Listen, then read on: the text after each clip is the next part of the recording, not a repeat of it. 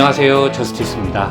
프랑스의 태양왕 루이 14세는 재임 시절 유럽 최고의 권력자였습니다. 하지만 그가 아무리 강력한 왕이었다 해도 우리는 그를 황제라 칭하지는 않죠. 19세기 대영제국 역시 광활한 영토를 가지고 전 세계의 제국으로서의 위상을 떨쳤지만 황제가 있지는 않았습니다. 대영제국은 왜 제국인데 황제가 없었을까요? 앞으로 몇 번의 시간을 통해서 대영제국에 대해서 알아볼 텐데요. 오늘은 프롤로그로 대영제국에 대한 궁금증 몇 가지를 살펴보도록 하겠습니다.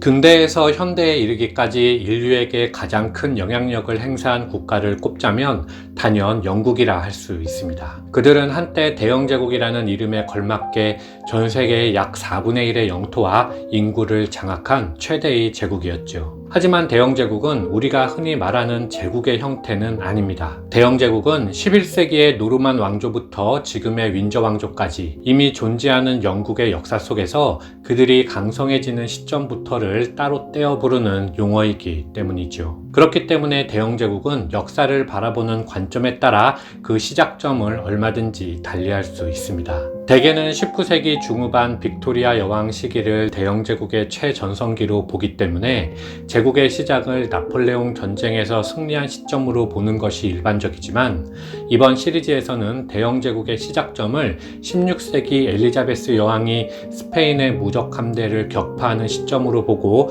출발해 보도록 하겠습니다. 그 다음에는 잉글랜드와 스코틀랜드가 동군 연합이 됨에 따라 스스로를 대영제국의 왕이라 주장했던 스튜어트 왕조의 제임스 1세 시기를 간략히 살펴볼 예정이며 이후에는 앤 여왕의 통치 시기인 1707년에 잉글랜드와 스코틀랜드가 연합법으로 통합됨에 따라 실제로 작게나마 제국의 형태를 이루는 시점을 이야기하고 그 다음으로는 19세기 초 이베리아 반도에서 프랑스와 사투를 벌이며 나폴레옹과의 전쟁에 승리하여 영국이 유럽의 실질적 우선권을 쥐는 시점을 살펴보겠습니다. 다음으로는 1857년에 패권국으로서 인도의 영국령 인도제국을 건립한 후 19세기 말까지 대영제국의 황금기를 이야기하게 되겠습니다. 반면 쇠퇴기는 1775년부터 약 8년간 지속된 미국 독립전쟁과 1899년 발생한 보어전쟁, 1956년 수에즈전쟁으로 대표될 수 있을 텐데요. 제1, 2차 세계대전과 함께 대영제국의 쇠퇴를 상징하는 위 전쟁들도 차례로 살펴보도록 하겠습니다. 단 영국의 부상은 우리가 보다 쉽게 접할 수 있기 때문에 성장기보다는 쇠퇴기에 더욱 초점을 맞춰보도록 하겠습니다.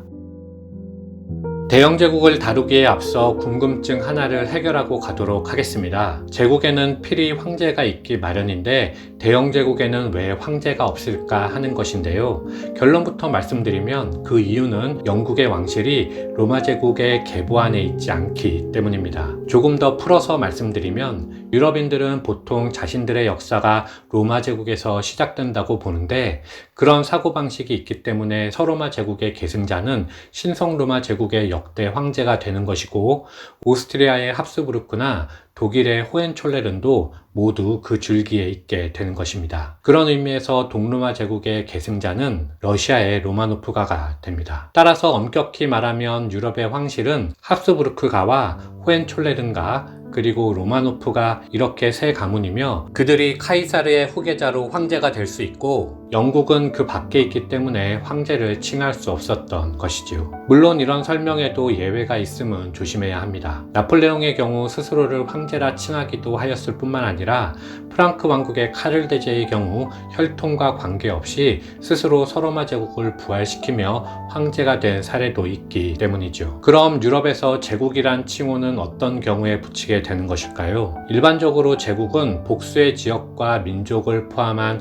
광대한 지역을 지배하는 국가 또는 국가의 형태를 뜻하는 말이지만 유럽에는 광대한 지역과 민족을 지배해도 제국으로 불리지 않았던 나라들이 꽤 있었기 때문입니다. 가령 포르투갈이나 스페인, 네덜란드는 16세기 대항해 시대가 개막된 후 해외에 광대한 식민지가 있었지만 그 나라들을 제국으로 부르지는 않았습니다. 물론 스페인이 한때 제국으로 불려진 적이 있긴 했지만 일반적인 호칭이라 할 수는 없죠. 그 이유는 유럽의 경우 제국이라는 호칭은 자치 지칭은 당연하고 외부에서 그렇게 불러주는가 아닌가 하는 관습적인 문제이기 때문이라 할 수 있겠습니다. 물론 위에 스페인과 같은 예외도 있지만 말이죠.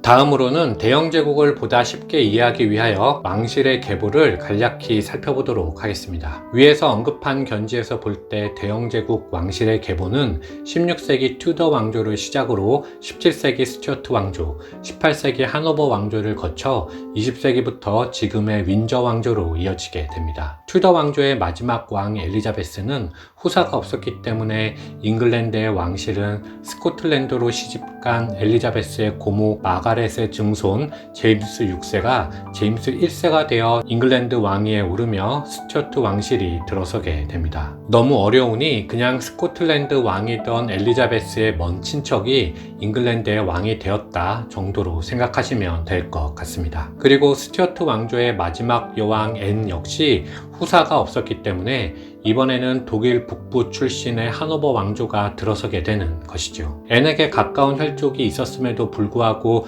독일 출신이 영국 왕이 된 이유는 1701년 왕위계승법에 따라 스튜어트 왕가의 혈통을 이어받는 것 외에도 카톨릭은 왕위를 계승할 수 없었기 때문이었습니다. 따라서 1714년 앤이 사망하자 영국은 왕위계승법에 따른 적합한 왕을 찾아야 했는데 그런 조건을 갖춘 사람을 찾다 보니 스튜어트 왕가의 초대 국왕 제임스 1세의 장녀 엘리자베스 스튜어트가 독일의 팔치 선제와 결혼하여 낳은 아이 조피가 있었고 그 조피가 독일의 또 다른 귀족인 하노버 선제와 결혼하였으며 조피가 앤 여왕이 죽기 2개월 전에 먼저 사망하면서 왕위가 조피의 장남인 게오르그 루트비에게 돌아간 것이었습니다. 그렇게 게오르그 루트비가 조지 1세가 되어 영국 국왕에 오르며 하노버 왕조가 개창되었죠. 참고로 게오르그가 영어로 하면 조지가 되며 조지 1세의 어머니 조피가 오늘날까지 이르는 영국 왕실의 시조가 되겠습니다. 한편 하노버 왕조는 제1차 세계대전 중이던 1917년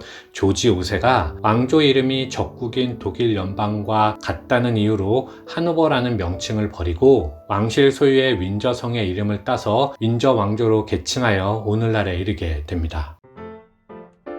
오늘은 앞으로 대영제국 영상을 통해서 다룰 내용들을 간단히 스킵해 보았는데요. 영국이 19세기 세계 최강국으로 발전할 수 있었던 것은 강력한 해군력이나 광대한 식민지, 산업혁명에 따른 경제력 등 내부적인 요인도 있었지만 프랑스가 19세기를 7월 혁명, 2월 혁명, 파리 코민 및 그 밖에 수많은 쿠데타로 허덕이고 있었고 독일 역시 분열된 국가를 통일하는 데 치중할 수밖에 없었기 때문에 이런 외부적인 요인도 대영제국이 패권을 차지하고 유지하는 데 상당한 영향력을 끼쳤다 하겠습니다. 그리고 영국이 가지고 있었던 교묘한 외교술 역시 빼놓을 수 없는 요소가 되겠죠. 다음 시간부터 이 모든 것들을 차례대로 말씀드려 보도록 하겠습니다. 이상 마치겠습니다.